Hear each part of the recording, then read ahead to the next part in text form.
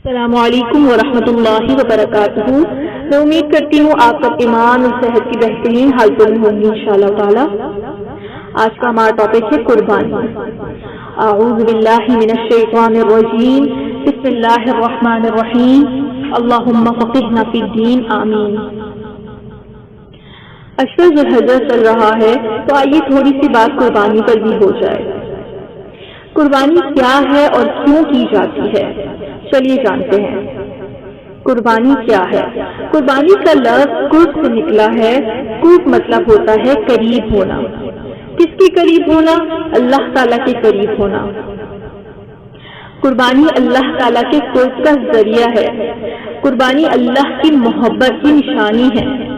قربانی کیوں کی جاتی ہے؟ قربانی تقویٰ حاصل کرنے کے لیے کی جاتی ہے۔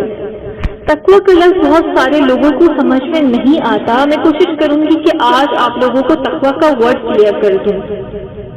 آپ کو ایک مثال سے سمجھاتی ہوں کہ بعض اوقات ایسا ہوتا ہے کہ ہمیں کچھ غلط کام کرنے کا خیال آتا ہے اور ہم کسی کے ڈر کی وجہ سے وہ کام کرنے سے باز رہتے ہیں۔ فار ایگزامپل، آپ کو کلاس بنک کرنے کا خیال آتا ہے لیکن پھر آپ ٹیچر کی ڈانٹ کے ڈر سے اپنا ارادہ بدل دیتے ہو، یا آپ کوئی غلط کام کرنے لگتے ہو اور آپ اپنے پیرنٹس کی ڈر سے وہ کام چھوڑ دیتے ہیں۔ آپ اپنے پیرنٹس کی ڈر کی وجہ سے نہیں کرتے۔ سیم یہی چیز تقویٰ کے ساتھ اپلائی کریں۔ اگر آپ اللہ کے ڈر کی وجہ سے گناہ چھوڑ دیتے ہیں کہ اللہ مجھے ان گناہوں کی سزا دے گا، تو یہ تقویٰ ہے۔ قربانی سے تقویٰ کیسے حاصل ہوتا ہے، آگے چل کر آپ کو سمجھ میں آ جائے گا انشاءاللہ۔ آپ سب کے گھروں میں آج تک قربانی کی بات چل رہی ہوگی، سب کے بڑے جانوروں کی قربانی کی منصوبہ بندی کر رہے ہوں گے، لیکن آپ کیا کر رہے ہیں؟ کیا قربانی کرنا صرف گھر کے بڑوں کا کام ہے؟ آپ نے کچھ نہیں کرنا؟ اور کیا صرف جانور کی قربانی دی جا سکتی ہے؟ اگر ہم قربانی نہیں دے سکتے تو پھر ہم کیا کریں؟ اگر ہم قربانی کا بیک گراؤنڈ دیکھیں تو تب ہمیں یہ باتیں سمجھ آئیں گی کہ اللہ تعالیٰ نے حضرت ابراہیم علیہ السلام سے جانور کی قربانی مانگی تھی۔ اگر آپ کو یاد ہو تو اللہ نے حضرت ابراہیم علیہ السلام سے ان کی سب سے قیمتی چیز کی قربانی مانگی تھی، ان کے بیٹے کی قربانی۔ بیسیکلی قربانی کا کانسیپٹ بھی یہی ہے کہ اپنی قیمتی چیز کو اللہ کے راستے میں قربان کر دینا، وہ پھر کوئی بھی چیز ہو سکتی ہے۔ کیا آپ نے کبھی دی ہے قربانی؟ افسوس کے ساتھ ہم لوگ قربانی کی اصل روح کو تو بھول چکے ہیں۔ کیا آپ نے کبھی کوئی چیز اللہ کی راہ میں اللہ کی رضا کی خاطر قربان کی ہے؟ یہاں قیمتی سے مراد پیسے یا ایکسپینسو چیزیں نہیں ہیں، یہاں قیمتی سے مراد وہ چیزیں ہیں جن کے ساتھ آپ کی دلی وابستگی ہو، جس سے آپ کو لگاؤ ہو، جس کی آپ کو عادت ہو۔ وہ چیز صرف کوئی بھی ہو سکتی ہے۔ کچھ مثالوں سے سمجھتے ہیں۔ اگر آپ کی کوئی ایسی عادت ہے جو آپ کو خود کو بہت پیاری ہے، لیکن آپ کی اس عادت کی وجہ سے آپ کے آس پاس کے لوگ بہت تنگ ہوتے ہیں، تو آپ اپنی اس عادت کو اللہ کی رضا کے لیے قربان کر دیں۔ اگر آپ میں ایگو، انا پائی جاتی ہے جو کہ اکثر لوگوں میں ہوتی ہے اور وہ ہمیں بہت عزیز ہوتی ہے، اپنی انا کو اللہ کے لیے قربان کر دیں۔ اس سے آپ میں بہت ہمبلنس آئے گی۔ اگر آپ کسی غیر محرم کی محبت میں مبتلا ہیں جس سے اللہ نے سختی سے منع کیا ہے، تو آپ اپنی محبت کو اللہ کی رضا کی خاطر قربان کر دیں۔ ایسے ہی ہر وہ چیز جو آپ کے اور اللہ کے اور آپ کے اور لوگوں کے درمیان دوری کا باعث ہے، اس کو قربان کر دیں۔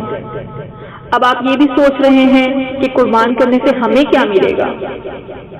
وہی جو حضرت ابراہیم علیہ السلام، حضرت حاجرہ اور حضرت اسماعیل علیہ السلام کو ملا تھا، اللہ کی رضا اور ہمیشہ کی جنت۔ اللہ نے نہ صرف آخرت کا فائدہ بلکہ دنیا کا فائدہ بھی عطا کیا، اور ان لوگوں کا مقام و مرتبہ اتنا بلند کر دیا کہ آج تک ہم لوگ ان کی سنت پر عمل کر رہے ہیں۔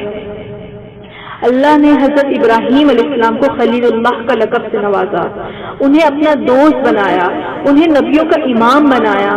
بعد میں آنے والے سارے نبی حضرت ابراہیم علیہ السلام کی اولاد میں سے آئے، اور حضرت حاجرہ کی سنت تمام لوگوں کے لیے لازم قرار پائی۔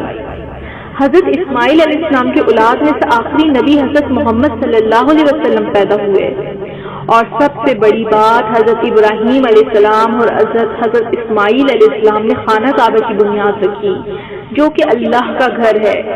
تو پھر آپ اور میں کیسے سوچ سکتے ہیں کہ ہم اس کی راہ میں کچھ قربان کریں گے تو وہ ہمیں بدلے میں کچھ نہیں دے گا؟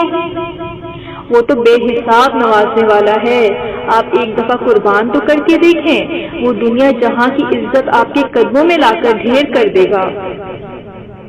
وہ دنیا و آخرت کی کامیابی عطا کرے گا، اور وہ سب بھی عطا کرے گا جو آپ نے کبھی سوچا بھی نہیں ہوگا۔ تو پھر وعدہ کریں کہ آپ بھی اس بار کچھ نہ کچھ اللہ کی راہ میں قربان کریں گے انشاءاللہ۔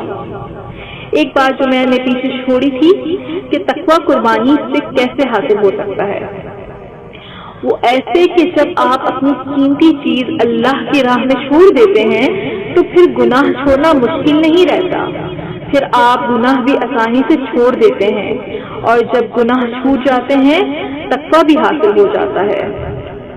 سبحان اللہ۔ امید ہے آپ کو آج قربانی کے ٹاپک سے بہت کچھ سمجھنے کو ملا ہوگا۔ جزاکم اللہ خیرا کثیرا۔ السلام علیکم ورحمۃ اللہ وبرکاتہ۔